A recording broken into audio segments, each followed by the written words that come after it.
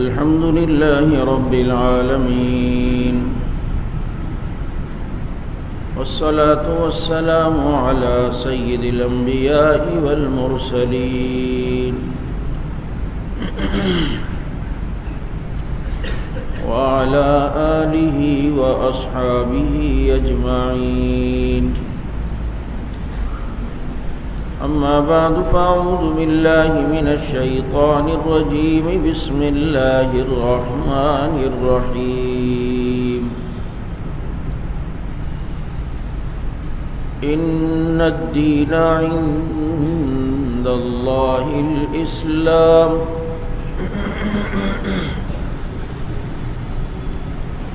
وقال رسول الله صلى الله عليه وسلم: الدين النصيحة. يا رب صل وسلم دائما أبدا على حبيبك خير الخلق كلهم.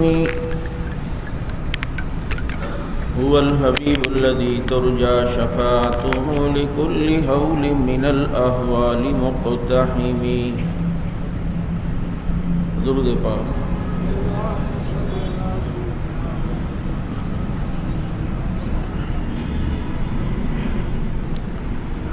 عجب الاحترام گرامی قدر سامعین، عزیز ساتھی اور محترم دوستوں اور معزز بزرگوں، اللہ تعالیٰ نے انسان کی کامیابی کے لیے اور خوشحالی کے لیے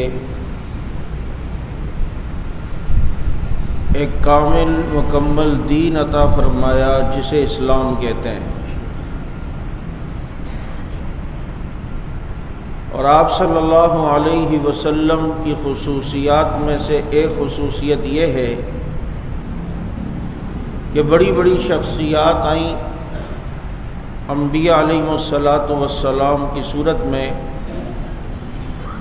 لیکن کسی نبی پر یہ آیت نہیں اتری کہ الیوم اکملت لکم دینکم. یہ خصوصیت آپ صلی اللہ علیہ وسلم کی ہے کہ آپ کو اللہ نے آخری نبی بنایا اور وہ قیامت تک کے نبی ہیں، تو اس لیے ان کی شریعت، ان کا دین، ان کا بتایا ہوا نصب العین وہ قیامت تک کے لیے ایک بہترین رہنمائی کا ذریعہ ہے. اور یہ بہت بڑی بات ہے، اور یہ بات صرف خالق کائنات ہی کر سکتا ہے کہ جسے قیامت تک کے حالات معلوم ہیں کہ قیامت تک کے لیے اگر امن، چین، سکون، راحت اور کامیاب حکمرانی اور کامیاب زندگی اور کامیاب نصب العین اگر کوئی ہوگا تو وہ اسلام ہوگا، جو ہر وقت کے لیے، ہر لمحے کے لیے، ہر موڑ کے لیے، ہر زمانے کے لیے، ہر قوم کے لیے، ہر رنگ و نسل کے لیے ایک بہترین مشعل راہ ہے. اور اگر ہم اس کو تاریخ کے تناظر میں دیکھیں تو جس زمانے میں اسلام کسی جگہ نافذ رہا وہاں لوگ خوشحال بھی تھے اور پرامن بھی تھے،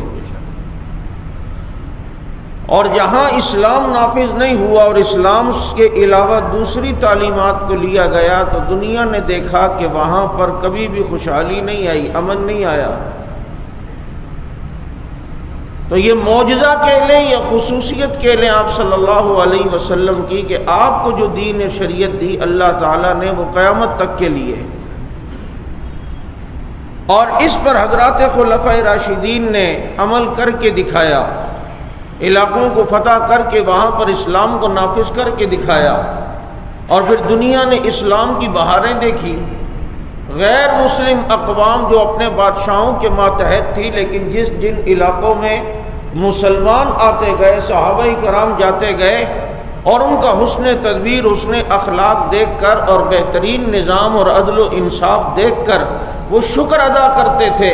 اگرچہ وہ ان کے مذہب کے نہیں تھے، لیکن وہ کہتے تھے کہ ہمیں اپنے مذہب کے بادشاہوں کے ماتحت رہنے میں اتنا امن اور اتنی بے خوفی محسوس نہیں ہوتی تھی جتنا کہ مسلمانوں کے یہاں آنے کے بعد ہم اپنی جان مال عزت آبرو کی حفاظت سمجھتے ہیں کہ وہ محفوظ ہیں۔ یہ برکات تھی تو خدا کی قسم صرف اسلام کی برکات تھی۔ آپ روم اور فارس کی فتوحات دیکھیں اور وہ مفتوحہ علاقے جہاں پر حضرات صحابہ کرام گئے، اور پھر وہاں کے لوگوں کی آپ باتیں دیکھیں اور پڑھیں کہ وہ اتنا خوش تھے، اگرچہ وہ ان کے ہم مذہب بہت سارے نہیں ہوئے، لیکن وہ جانتے تھے کہ ہمارے ہم مذہب حکمران جب ہم پر مسلط تھے، نہ ہمارا مال محفوظ تھا، ان کے فوجی آ کر جب چاہے اٹھا کر مال لے جاتے، نہ عزت محفوظ تھی، نہ جان کو کوئی تحفظ تھا۔ لیکن جہاں حضرات صحابہ کرام رضوان اللہ علیہ مجمعین علاقے فتح کرتے گئے، اسلام کا نظام نافذ کرتے گئے، وہاں کی دوسری اقوام اور دوسرے مذاہب سے تعلق رکھنے والے انہوں نے بھی اپنے اندر محسوس کیا جو راحت اور جو بے خوفی ہمیں آج محسوس ہو رہی ہے، اتنی ماں کی گود میں بھی ہمیں بے خوفی محسوس نہیں ہوتی تھی۔ یہ کیا ہے؟ یہ اس نظام الہی کی برکات ہے، اور اسلام جس کو اللہ نے کامل مذہب بنایا اور قیامت تک کے لیے یہ رہنمائی کرتا ہے، اور رسول اللہ صلی اللہ علیہ وسلم نے جو اصول بتائے، ان اصولوں کے اندر ایک تو انسان کی عزت کی اور تحفظ کی بقا ہے، اور ساتھ ساتھ میں اس کی ایک الگ برکات بھی ہیں، کیونکہ وہ برکت والے نبی نے بتایا ہوا ہے۔ اس لیے ہمارے بہت سے لوگ جو یورپ سے متاثر ہیں، جمہوری نظام سے متاثر ہیں، لارڈ میکالے کے نظام سے متاثر ہیں، انہوں نے چونکہ اسلام کی بہاریں دیکھی نہیں، وہ سمجھتے پتہ نہیں کیا ہو جائے گا، پتہ نہیں کیا سسٹم ہو جائے گا، اس لیے وہ بیچ میں رکاوٹ بنتے ہیں، اور نام نہاد مسلمان بھی ان کے ساتھ ساتھ ہو کے چلتے ہیں۔ ابھی چونکہ حالیہ ایک سلسلہ سودی نظام کے متعلق چلا، آپ کی عدالت نے سودی نظام ختم کرنے کا حکم دیا، بہت سے لوگ کھڑے ہوئے، بینکنگ کے لوگ کھڑے ہوئے، اور وہ کہنے لگے ملک کیسے چلے گا، پھر جناب ملک کے اندر یہ سسٹم کیسے چلے گا، سود کے بغیر تو ہم کام کر نہیں سکیں گے، ملکی معیشت ترقی کیسے کرے گی۔ ان کی نظر اسباب کی طرف جاتی ہے، مسبب الاسباب کی طرف نہیں جاتی کہ برکت بھی کوئی چیز ہوا کرتی ہے، رحمت بھی کوئی چیز ہوا کرتی ہے۔ سارے پیسے کا زیادہ ہونا یہ سکون نہیں، اگر یہ سکون ہوتا تو آج پیسے والے خودکشی نہ کرتے، آج وہ آرام کی اور نیند کی گولیاں کھا کے نہ سوتے، اور مزدور بڑی میٹھی نیند نہ سوتا۔ پتہ چلتا ہے برکت صرف پیسے میں نہیں ہے، برکت اللہ رب العزت نے ایک انسان کے اندر جو گناہ ختم ہونے کا جذبہ ہے اس کے اندر رکھی ہے، اور برکت اللہ رب العزت کے ماننے میں رکھی ہے۔ ورنہ دولت تو فرعون کے پاس بھی تھی، شداد کے پاس بھی تھی، نمرود کے پاس بھی تھی، لیکن دنیا نے دیکھا وہ ناکام ہو کے رہے ہیں، اور موسیٰ علیہ السلام غربت میں رہے، اللہ نے کامیاب کر کے دکھایا ہے۔ تو کچھ ایک غیبی سسٹم ہے، اسے تو کم از کم سمجھو، سب ظاہر نہیں ہے، اور یہ نہیں ہے کہ ظاہر میں جو آپ کو نظر آ رہا ہے کہ یوں نظام چلے گا، پھر تم چلا کے دکھاؤ۔ اتنا تو سوچو اس نظام کے تحت تمہارا الو سیدھا نہیں ہو رہا، اتنے عرصے سے 70 سال سے زیادہ ہو گئے، قرضے تم پہ بڑھتے جا رہے ہیں، مہنگائیاں بڑھتی جا رہی ہیں، بدامنیاں یہاں ہیں، گناہ یہاں ہیں، بے روزگاریاں یہاں ہیں، ڈکیتیاں چوریاں یہاں عام ہوئی ہیں۔ بھائی تم کہہ رہے ہو نا معیشت ہماری اچھی ہو جائے گی، اگر یہ سودی نظام ختم کیا تو معیشت خراب ہوگی، تو پھر اپنی معیشت کا حال دیکھ لو کہ کس سمت جا رہی ہے۔ اب ذرا اس نظام کو بھی چیک کر کے دیکھ لو جو سود کے بغیر والا ہو۔ ایک طبقہ اگر سود لے، وہ اللہ اور رسول کے ساتھ جنگ کر رہا ہے، فَأَذَنُوا بِحَرْبٍ مِّنَ اللَّهِ وَرَسُولِهِ، جب وہ اللہ اور رسول سے جنگ کر رہا ہے تو اللہ اور رسول سے جنگ کر کے کوئی یہ سمجھے کہ میرا کام سیدھا ہوگا، وہ ہو سکتا ہے؟ اور یہاں پر یہ جو اسلام سے ہم دور ہیں اور اس نظام سے دور ہیں، چونکہ ہمیں اسلامی نظام کی بہاروں کا پتہ نہیں، اس کی برکات کا پتہ نہیں، اور وہ مزہ ہم نے چکھا نہیں، اس لیے اس کو قبول کرنے کے لیے تیار نہیں۔ اور دکھ اس بات پر ہے کہ ایک مسلمان طبقہ، لیکن اس کی سیاسی پارٹی کا لیڈر اگر ایک موقف پیش کرے، چاہے وہ اسلام کے خلاف ہو، اسلام کے نظام کے خلاف ہو، اللہ رسول کے قانون کے خلاف ہو، یہ اپنے سیاسی لیڈر کی مانتا ہے اور اس کو موقف کو قبول کرتا ہے اور اس پر دلائل دینے کی کوشش کرتا ہے۔ اب اسے اسلام کی پرواہ نہیں ہوتی۔ مجھے بتاؤ، ایسی صورت میں یہ انسان، اس کو ڈرنا چاہیے کہ خدا نہ خواستہ جو بچا کچھ ایمان اللہ یہ بھی نہ چھین لے۔ آپ دیکھ لینا، ویسے نمازی ہوگا، متقی ہوگا، پرہیزگار ہوگا، لیکن جہاں اسلام کی بات آئے گی تو وہاں اسلام کی نہیں، اپنے سیاسی لیڈر کی مانے گا۔ آپ نے پاکستان کیوں بنایا تھا؟ پاکستان کا مطلب ہی تھا لا الہ الا اللہ، کہ یہاں اس نظام کو نافذ کریں گے۔ آج اگر کوئی کہے کہ قرآن تو ہم پڑھ رہے ہیں، یہاں پر نمازیں تو ہم پڑھتے ہیں، تو پاکستان بننے سے پہلے قرآن نہیں پڑھا جا رہا تھا؟ نمازیں نہیں ہو رہی تھیں؟ کیا علماء پیدا نہیں ہو رہے تھے؟ اور ایسے ایسے علماء پیدا ہو رہے تھے کہ آج جیسے ہزاروں سے ایک کا مقابلہ نہیں کر سکتے۔ اسی کو تو اقبال نے کہا تھا کہ ملا کو جو ہند میں ہے سجدے کی اجازت، ناداں یہ سمجھتا ہے کہ اسلام ہے آزاد۔ وہ سمجھ رہا ہے کہ یہاں اسلام آزاد ہے۔ یہ ساری چیزیں قرآن پڑھا جا رہا تھا، لیکن ملک اس لیے بنایا تھا کہ یہ قرآن جیسے مسجد میں پڑھا جا رہا ہے، ایسے ہی اس کو کھول کر عدالت میں بھی فیصلے ہوں، اس کو کھول کر پھر اس نظام کے فیصلے بھی ہوں۔ یہ قرآن اگر قرآن خوانیوں میں پڑھا جا رہا ہے تو یہی قرآن فیصلوں کے وقت بھی پڑھا جائے۔ یہ اس لیے بنا، لیکن افسوس کہ آج تک ہم اپنے اس مقصد میں کامیاب نہیں ہو سکے، اور الٹا چور کوتوال کو ڈانٹے۔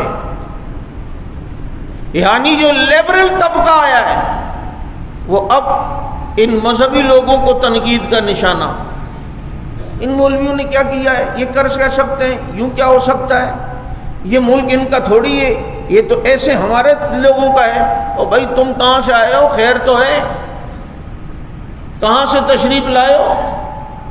تم تو اس زمانے میں تھے ہی نہیں جس زمانے میں حسین احمد مدنی انگریز سے مقابلہ کر رہا تھا، جس وقت شیخ الہند محمود الحسن رحمت اللہ علیہ انگریز سے مقابلہ کر رہا تھا۔ تمہیں کیا پتا، اس ملک میں تو گورے کی حکومت تھی اور 1601 میں یہاں آیا تھا۔ تمہیں کیا پتا شاملی کے میدانوں میں لڑنے والے کون تھے، تحریک ریشمی رومال چلانے والے کون تھے، تحریک خلافت چلانے والے کون تھے، تحریک ترک موالات چلانے والے کون تھے جنہوں نے مالٹا کے جزیروں کو آباد کیا تھا، کون ہیں جنہوں نے کالا پانی کے جیلوں کو آباد کیا تھا۔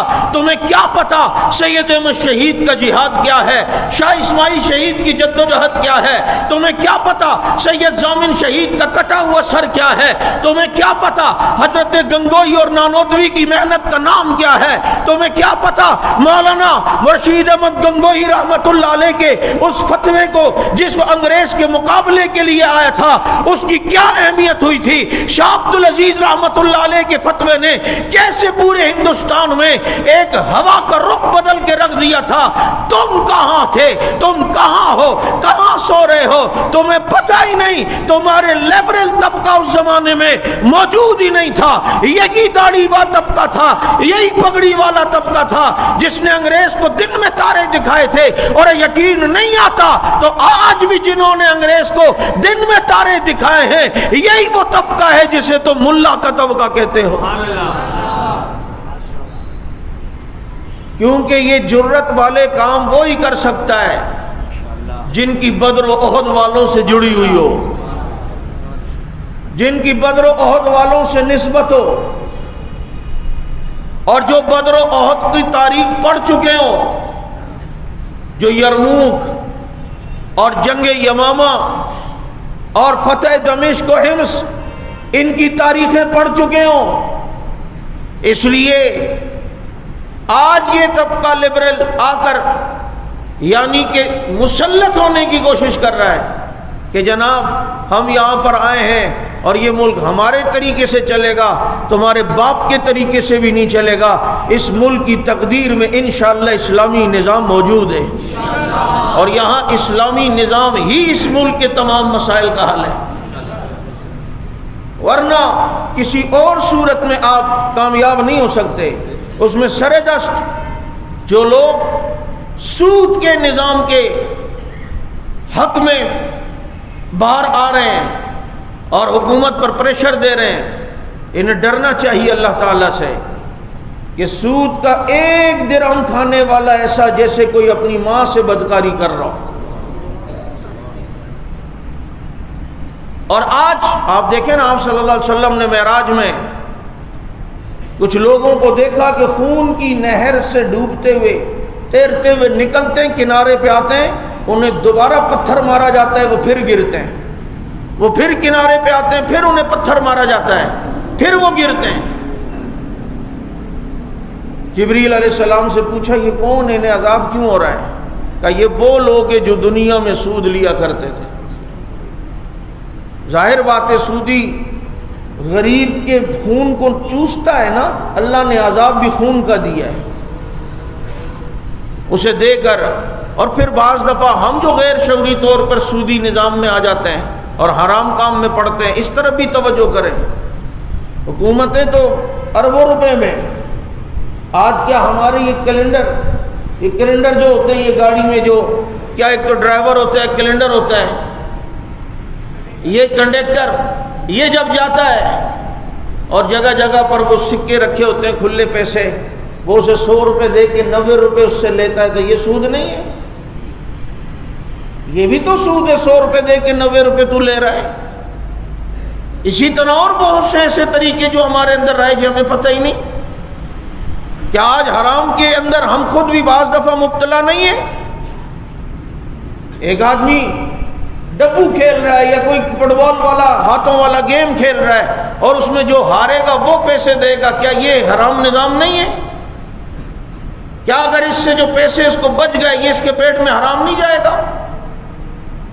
یہ بہت سی ایسی شکلیں ہیں جو عوام میں اسے وہ گناہ سمجھتے ہی نہیں ہیں، انہیں وہ پتہ ہی نہیں ہے.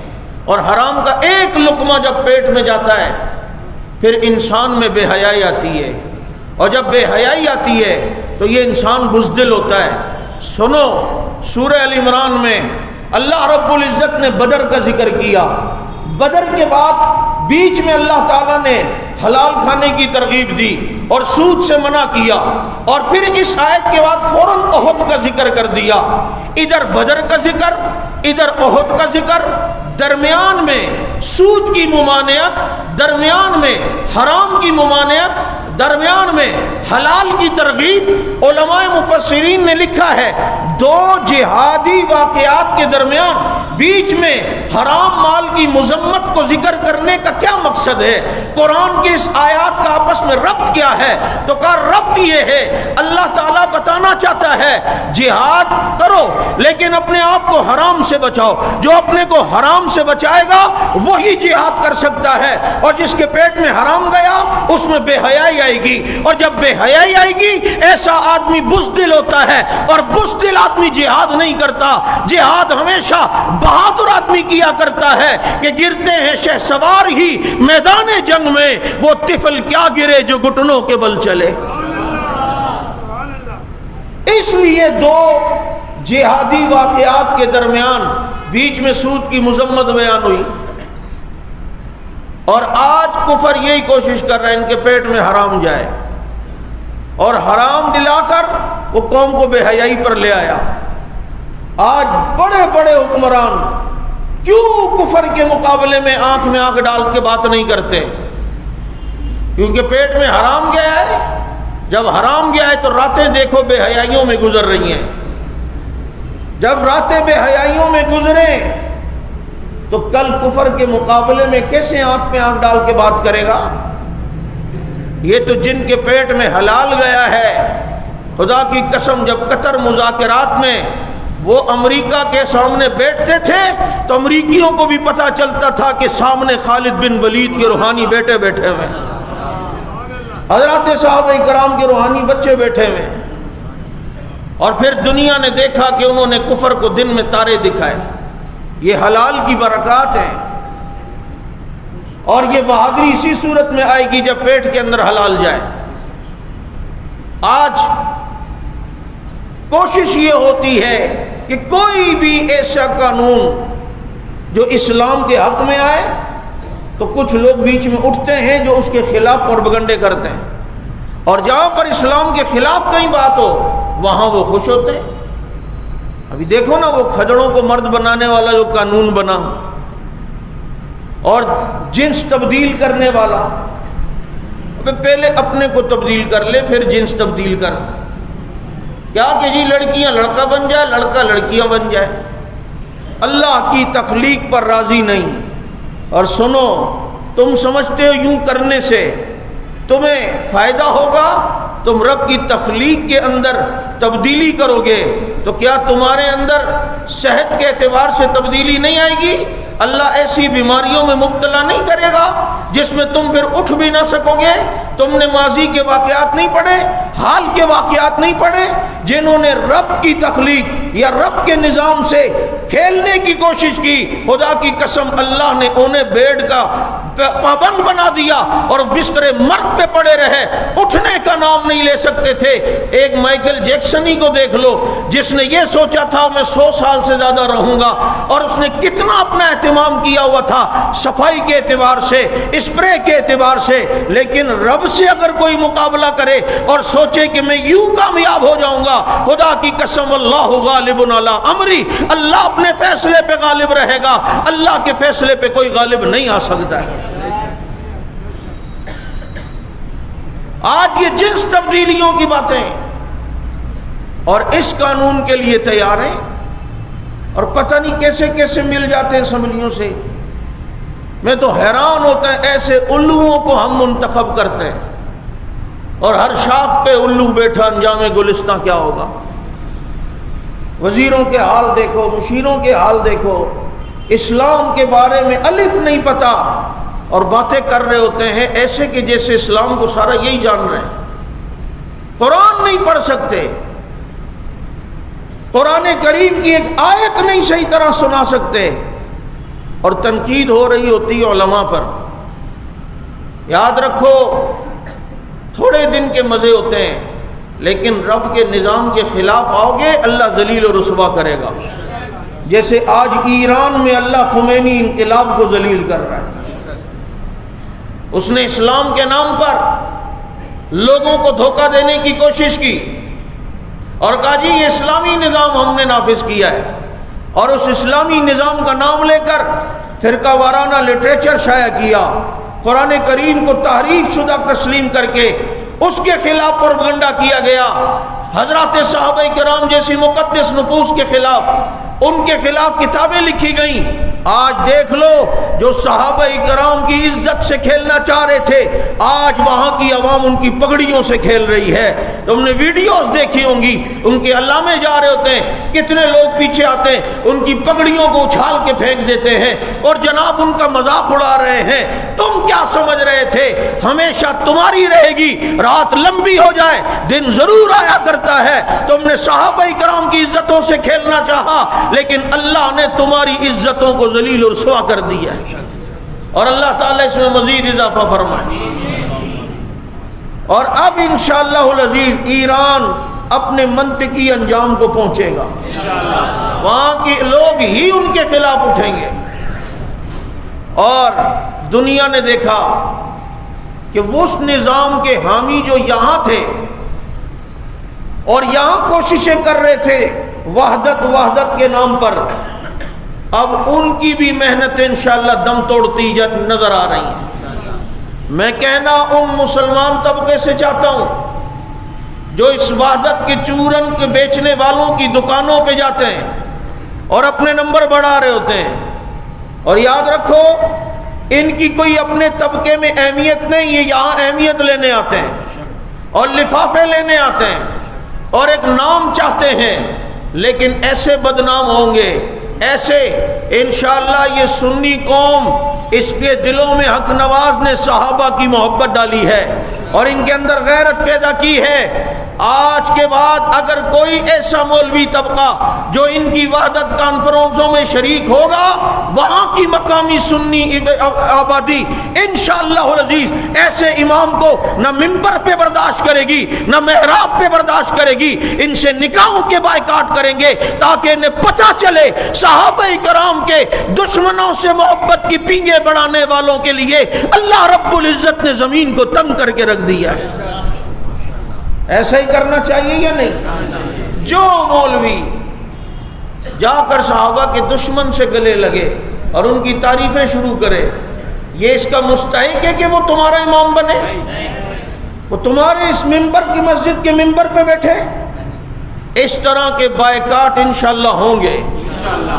کس خیالوں میں ہو؟ کون سی چوچو کی ملیا میں رہتے ہو؟ گئے وہ دن جب خلیل میاں فاختہ اڑایا کرتے تھے، اب یہ قوم اللہ نے اسے شعور دیا ہوا ہے اور ایسے واقعات ہوئے ہیں۔ تو آج ایران کی موجودہ صورتحال دیکھ لیں، کئی ممالک میں اس نے پنگے لیے اور وہاں پر مسلمانوں کا قتل عام کیا۔ شام میں، عراق میں جو آگ اس نے دوسرے ملکوں میں لگائی تھی، اب وہ اس کے ملک میں الحمدللہ لگ چکی ہے۔ اور ہم پہلے سے یہ کہتے ہوئے آ رہے ہیں، جیسے اسرائیل، امریکہ، انڈیا پاکستان اور اسلام کے دشمن ہیں، اس سے کئی زیادہ اسلام اور پاکستان کا دشمن ایران ہے۔ اور یہ تمہیں سمجھ نہیں آ رہی تھی، لیکن اب آہستہ آہستہ سب کو سمجھ آ رہی ہے اور سب دیکھ رہے ہیں۔ بہرحال میں یہ عرض کر رہا تھا کہ یہاں پر اگر کوئی اسلام کے ساتھ مذاق کرے گا، اللہ تعالیٰ اسے ذلیل و رسوا کر کے رکھیں گے۔ اور ماضی کے ایسے بہت سے واقعات جو آپ کے سامنے ہیں، جنہوں نے اسلام سے کھیلنا چاہا، ان کا حال دیکھو۔ ایک مشرف کو دیکھ لو جو اپنے کو خدا سمجھتا تھا اور تکبر کا سریہ اس کی گردن میں اکڑا ہوا تھا اور آج اٹھ نہیں سکتا ہے۔ اور جس نے مسلمانوں کے ساتھ کتنا ظلم کیا، آج وہ خود اپنی ویڈیو میں کہتا ہے مجھے 1 in a million بیماری ہے، یعنی جو لاکھوں میں ایک کو ہوتی ہے، تو کام بھی تو نے لاکھوں میں ایک کیے ہیں۔ کیا تو اللہ کی لاٹھی جو بے آواز ہے اس سے بچ جائے گا؟ جو اللہ سے ٹکر لے گا، اللہ اسے یوں ذلیل و رسوا کر کے دکھائے گا۔ فَاعْتَبِرُوا يَا أُولِي الْأَبْصَارِ، یہ اس لیے واقعات اللہ نے دکھائے تاکہ بعد والے سبق لیں، لیکن ہم لیتے نہیں۔ اور ہمارے یہاں کے اتنے کوئی جاہل قسم کے حکمران ہیں، یہ نہیں دیکھتے کہ ماضی میں جو امریکہ کا ہو کے رہا، امریکہ نے اس سے اپنا کام لیا تو اس کے بعد اس کے ساتھ کیا کیا۔ آج مشرف درخواست دے رہے اپنے ویزے کی کہ امریکہ کا ویزا دیا جائے، وہاں اس کا علاج بیماری کا ہے، لیکن وہ کہتے نہیں، دبئی میں رہو، وہاں سے ڈاکٹر آپ کو آپریٹ کریں، وہاں سے رپورٹیں آپ ہمیں بھیجیں اور ڈاکٹر وہاں امریکہ سے آپ کو دوائیاں دیں گے، آپ وہاں سے کریں، آپ کو تشریف کی ٹوکری لانے کی ضرورت نہیں ہے۔ یہ حال ہوتا ہے۔ سکندر مرزا کے ساتھ کیا ہوا اور دیگر حکمرانوں کے ساتھ کیا ہوا، وہ ٹشو کی طرح تمہیں استعمال کر کے چھوڑ دیتا ہے اور پھر بھی تمہیں سمجھ میں نہیں آتی، عقل میں نہیں آتی۔ اللہ کرے اللہ نے پہلی بار ہمیں چیف کوئی حافظ دیا ہے، اللہ کرے کہ اللہ ان سے قرآن والا کام لے لے، قرآن کے نظام والا کام اللہ تعالیٰ لے لے، اور وہ مسلمانوں کے لیے واقعی حقیقی کمانڈر اور سپہ سالار کی صورت میں ثابت ہو، تاکہ دنیا اسلام اسے سلوٹ کرے اور رہتی دنیا تک مسلمان اسے یاد رکھیں کہ کوئی صلاح الدین ایوبی کا بیٹا پاکستان میں بھی آیا تھا۔ امید ہم یہی رکھتے ہیں اور یہی تمنا ہے کہ اللہ رب العزت ہمیں ایسے ہی نیک صالح حکمران دیں کہ جو یہاں پر اسلام کا نظام نافذ کر کے دکھائیں۔ تو بہرحال چونکہ علماء کرام نے سود کی مذمت پر اس جمعے کی اپیل کی تھی، تو میں نے مختصراً آپ کے سامنے یہ بات رکھی، اپنے یہاں سودی نظام کو سب سے پہلے ہم خود ختم کریں۔ بینکوں کے اندر اکاؤنٹ بھی ہمارا کرنٹ اکاؤنٹ ہو، سیونگ نہ ہو جس میں سودی سلسلہ ہو، ان چیزوں سے بچ کے رہیں۔ یہ تھوڑی سے بچت اور تھوڑے سے فائدے کے لیے ہم یہ حرکت تو کرتے ہیں، لیکن یہ ہم نہیں دیکھتے کہ اگر ہم نے سود کے ذریعے سے 1 لاکھ اگر کما لیا، اللہ ایسی پریشانیوں اور بیماریوں میں مبتلا کریں گے کہ جو پھر تمہارے 10 لاکھ وہاں سے نکلیں گے۔ ایک غیبی نظام ہے، اس پر بھی انسان کو یقین ہونا چاہیے کہ خدا کی نافرمانی کی تو اس کا وبال کیا پڑے گا اور اس کا نقصان بھی ہوگا۔ اس کو اگر کوئی سمجھ جائے تو خدا کی قسم کوئی بھی حرام کی طرف نہیں جائے گا، اللہ تعالیٰ کی نافرمانی کی طرف نہیں جائے گا۔